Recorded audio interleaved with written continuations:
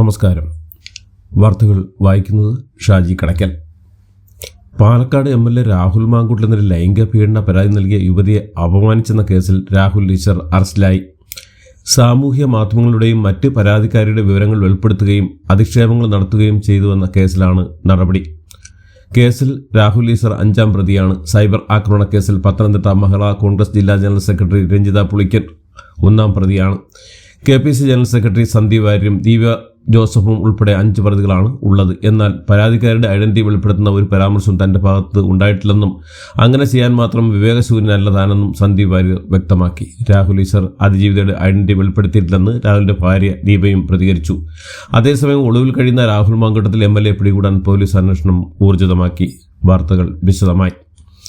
തനിക്കെതിരെയുള്ള പരാതി വ്യാജമാണെന്ന് അതിജീവിതയെ അധിക്ഷേപിച്ച കേസിൽ അറസ്റ്റിലായ രാഹുൽ ഈശ്വർ ഇതാണ് പുരുഷ കമ്മീഷൻ വേണമെന്ന് പറയുന്നതെന്നും തനിക്കെതിരെയുള്ള പരാതി വ്യാജമാണെന്നും യുവതിയുടെ ഫോട്ടോ എവിടെയും ഇട്ടിട്ടില്ലെന്നും രാഹുൽ ഈശ്വർ പറഞ്ഞു. അറസ്റ്റിന് ശേഷം വൈദ്യപരിശോധനയ്ക്കായി കൊണ്ടുപോകുമ്പോഴാണ് രാഹുൽ ഈശ്വർ പ്രതികരിച്ചത്. ജാമ്യമില്ലാ വകുപ്പ് കൂടി ചുമത്തിയാണ് അറസ്റ്റ് രേഖപ്പെടുത്തിയത്. രാഹുൽ ഈശ്വറിനെ ഇന്ന് മജിസ്ട്രേറ്റിന് മുന്നിൽ ഹാജരാക്കും. അന്വേഷണത്തിന്റെ ഭാഗമായി രാഹുൽ ഈശ്വറിന്റെ മൊബൈൽ ഫോൺ പോലീസ് കസ്റ്റഡിയിലെടുത്തു. രാഹുൽ മാങ്കൂട്ടത്തിന്റെ പാലക്കാട്ടെ ഫ്ളാറ്റിൽ നടത്തിയ പരിശോധനയിൽ അതിജീവിത ഫ്ളാറ്റിലെത്തിയ ദിവസത്തെ CCTV ദൃശ്യ അന്വേഷണ സംഘത്തിന് ലഭിച്ചില്ല. CCTV DVRന് ബാക്കപ്പ് കുറവാണെന്നാണ് വിവരം. സമീപത്തിലെ കൂടുതൽ CCTVകൾ പരിശോധിക്കാനൊരുങ്ങുകയാണ് പ്രത്യേക അന്വേഷണ സംഘം. മെയ് അവസാന ആഴ്ചയിലെ 2 ദിവസമാണ് യുവതിയെ പാലക്കാട്ടെ ഫ്ളാറ്റിൽ എത്തിയത്. ഉന്നത പോലീസ് ഉദ്യോഗസ്ഥർ ഫ്ളാറ്റിലെത്തി പരിശോധന നടത്തി. രാഹുൽ മാങ്കൂട്ടത്തിനെ അന്വേഷിച്ച് പ്രത്യേക പോലീസ് സംഘം അടൂരിലെത്തി. രാഹുലിന്റെ സുഹൃത്ത് ഫെന്നി നയനാന്റെ വീട്ടിലാണ് പോലീസ് എത്തിയത്. അതേസമയം പോലീസ് സംഘം വീട്ടിൽ കയറി ഭീഷണിപ്പെടുത്തുകയായിരുന്നുവെന്ന് ഫെന്നി ഫെനാൻ പറയുന്നു. രാഹുൽ മാങ്കൂട്ടത്തിൽ MLAക്കെതിരെ പരാതി നൽകിയ യുവതിയുടെ ശബ്ദ പരിശോധന നടത്തും. പുറത്തുവന്ന സംഭാഷണം പരാതിക്കാരുടെ ആണോ എന്ന് ഉറപ്പിക്കാൻ യുവതിയുടെ ശബ്ദ സാമ്പിൾ പരിശോധിക്കും. തിരുവല്ലം ചിത്രാഞ്ജലിയിലാണ് പരിശോധന നടത്തുക. യുവതിക്ക് പോലീസ് സംരക്ഷണം ഒരുക്കി. രാഹുൽ മാങ്കൂട്ടത്തിൽ MLAക്ക് എതിരായ ലൈംഗിക പീഡന കേസിൽ പറയാനുള്ളതെല്ലാം പറഞ്ഞു കഴിഞ്ഞതാണെന്നും പ്രതിപക്ഷ നേതാവ് VD സതീശൻ.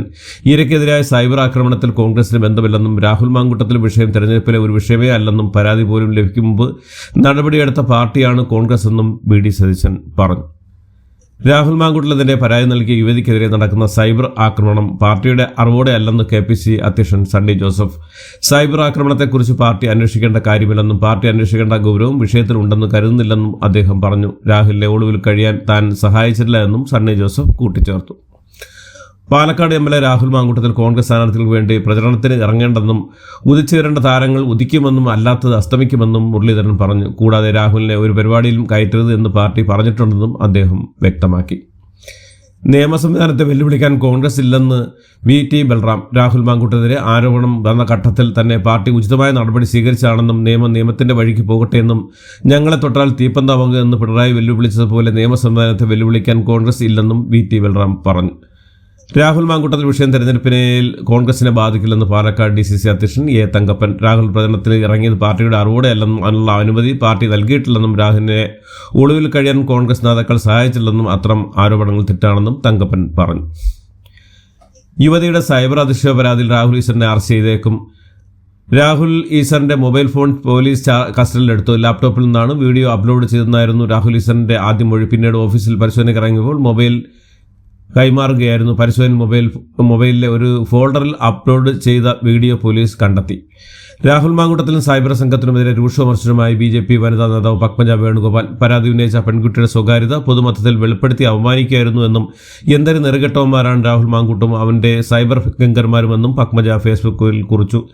കുഞ്ഞിനെ ഭ്രൂണാവസ്ഥയിൽ കൊന്നുകളഞ്ഞിട്ട് ഒരു കുറ്റബോധമില്ലാതെ പൊതുജനമധ്യത്തിൽ ഇറങ്ങി നടന്ന ഇവന് വല്ലാത്ത തൊലിക്കെട്ടിയെന്നും പത്മജ വ്യക്തമാക്കി.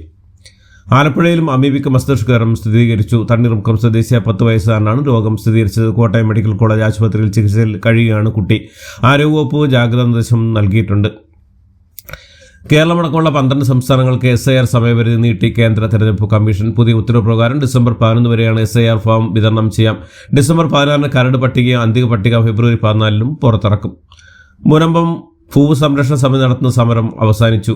മന്ത്രി P രാജീവ്, മന്ത്രി K രാജന് സമരപ്പന്തലിലെത്തി സമരമിരിക്കുന്നവർക്ക് നാരങ്ങനീര് നൽകിയാണ് സമരം അവസാനിപ്പിച്ചത്. താൽക്കാലിക ഇടവേള മാത്രമാണെന്ന് സമരസമിതി രക്ഷാധികാരി ഫാദർ ആന്റണി സേവ്യർ പറഞ്ഞു. വക്കപ്പൂട് ആസ്തി പട്ടികയിൽ നിന്ന് ഭൂമി മാറ്റൽ ആണ് ലക്ഷ്യം. ആ ലക്ഷ്യത്തിലേക്കുള്ള യാത്രയിൽ ഇതൊരു ഇടവേള മാത്രമാണ്. പ്രശ്നങ്ങളുണ്ടായാൽ വീണ്ടും സമരം ആരംഭിക്കുമെന്നും ഫാദർ ആന്റണി സേവ്യർ വ്യക്തമാക്കി. മുനമ്പത്ത് സമരം അവസാനിപ്പിക്കുന്നത് വഞ്ചനയാണെന്ന് പറഞ്ഞ് മുദ്രാവാക്യം വിളിച്ചുകൊണ്ട് പുതിയ സമരപ്പന്തൽ സമരം ആരംഭിച്ചു വിമതർ. 414 ദിവസമായി സമരം നടക്കുന്ന വേദിയിൽ നിന്ന് BJP അനുകൂലികളായ നാട്ടുകാർ പുതിയ സമരത്തിലേക്ക് ഇറങ്ങുകയാണ് ഉണ്ടായത്. ഭൂമി പ്രശ്നത്തിന് ശാശ്വത പരിഹാരം ഉണ്ടാകുവരെ സമരമെന്നാണ് അവരുടെ പ്രഖ്യാപനം.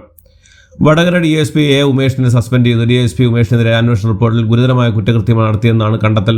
പോലീസ് പദവി ദുരുപയോഗം ചെയ്തതായും ആഭ്യന്തര വകുപ്പിന്റെ സസ്പെൻഷൻ ഉത്തരവിൽ പറയുന്നു. വടക്കാഞ്ചേരി CI ആയിരുന്നപ്പോൾ മറ്റൊരു കേസിൽ കസ്റ്റഡിയിലെടുത്ത സ്ത്രീയെ പീഡിപ്പിച്ച കേസെടുക്കാതെ ഉമേഷ് വിട്ടയച്ചു എന്നാണ് അന്വേഷണ റിപ്പോർട്ടിൽ പറഞ്ഞിരുന്നത്.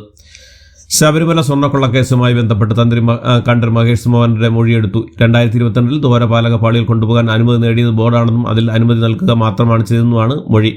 ഉണ്ണികൃഷ്ണൻ പോറ്റിയെയും ഗോവർദ്ധനെയും പരിചയമുണ്ടെന്നും ഭക്തന നിലയിൽ ഗോവർദ്ധൻ ക്ഷണിച്ചുകൊണ്ടാണ് ജൂവലിൽ പോയതെന്നും കണ്ഠർ മഹേഷ് മോഹൻ മൊഴി നൽകി.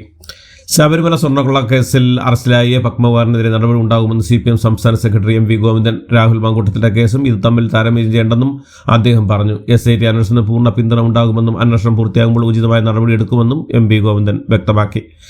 വഖഫ് സ്വത്തുക്കളുടെ വിശദാംശങ്ങൾ കേന്ദ്ര വഖഫ് പോർട്ടലായ ഉദീമിൽ രജിസ്റ്റർ ചെയ്യേണ്ട സമയപരിധി ഡിസംബർ 5 അവസാനിക്കാനിരിക്കെ പോർട്ടലിന്റെ അപാകതകൾ പരിഹരിക്കണമെന്നും അപ്ലോഡിംഗ് പ്രക്രിയയ്ക്ക് സാവകാശം അനുവദിക്കണമെന്നും ആവശ്യപ്പെട്ട് കാന്തപുരം AP അബൂബക്കർ മുസ്ലിയാർ പ്രധാനമന്ത്രി നരേന്ദ്രമോദിക്കും വഖഫ് ചുമതലയുള്ള ന്യൂനപക്ഷ വകുപ്പ് മന്ത്രി കിരൺ റിജിജുവിനും കത്തയച്ചു. പാലക്കാട് മലമ്പുഴയിൽ പുലിയെ കണ്ടെത്തുമെന്ന് പ്രദേശത്ത് ജാഗ്രതാ നിർദ്ദേശം നൽകി. മലമ്പുഴ അകത്തറ കെട്ടേക്കാട് വനം റേഞ്ച് പരിധിയിൽ യാത്ര ചെയ്യുന്നവർക്കാണ് ജാഗ്രതാ നിർദ്ദേശം. അനാവശ്യ യാത്രകൾ ഒഴിവാക്കണമെന്നാണ് പോലീസിന്റെയും വനംവകുപ്പിന്റെയും നിർദ്ദേശം. 45 വർഷം ഭരണം കൊണ്ട് CPM തിരുവനന്തപുരം നഗരം നശിപ്പിച്ച് നഗരം വീണ്ടെടുക്കാൻ അധികാരം ലഭിച്ചാൽ 45 ദിവസത്തിനകം വികസന രേഖ അവതരിപ്പിക്കുമെന്നും BJP സംസ്ഥാന അധ്യക്ഷൻ രാജു ചന്ദ്രശേഖർ. സ്റ്റേഷനിലെത്തിയ പരാതിക്കാരന്റെ മർദ്ദന കേസിൽ കോടതി ശിക്ഷിച്ച DSP സർവീസിൽ നിന്നും സസ്പെൻഡ് ചെയ്തു. DSP PM മനോജിനെതിരെയാണ് ആഭ്യന്തര വകുപ്പിന്റെ നടപടി ഉണ്ടായിരിക്കുന്നത്. സസ്പെൻഡ് ചെയ്തുള്ള ഉത്തരവ് പുറത്തിറക്കിയിട്ടുണ്ട്. ലോക്സഭാ തെരഞ്ഞെടുപ്പിൽ മുഴുവൻ പാർട്ടികളും സമുദായങ്ങളും തനിക്ക് വോട്ട് ചെയ്തു എന്ന് കേന്ദ്ര സഹമന്ത്രി സുരേഷ് ഗോപി. CPM CPI കോൺഗ്രസ് പാർട്ടികളുടെ വോട്ടുകൾ BJP ലഭിച്ചുവെന്നും അന്നത്തെ കാലാവസ്ഥ ഇപ്പോഴും നിലനിൽക്കുന്നുണ്ടെന്നും സുരേഷ് ഗോപി പറഞ്ഞു. പാലക്കാട് ജില്ലയിൽ കള്ള് പരിശോധിക്കാനായി മറ്റ് ജില്ലകളിൽ നിന്നുള്ള ഉദ്യോഗസ്ഥരെ 1 മാസത്തേക്ക് ജോലിക്ക് നിയോഗിച്ച് എക്സൈസ് വകുപ്പ് പുറത്തിറക്കിയ വിവാദ ഉത്തരവ് ഭേദഗതി ചെയ്തു. ജോലിയിൽ വീഴ്ച വരുത്തിയാൽ കടുത്ത നടപടി ഉണ്ടാകുന്ന നിർദ്ദേശവും ഉത്തരവിൽ ഉണ്ടായിരുന്നു.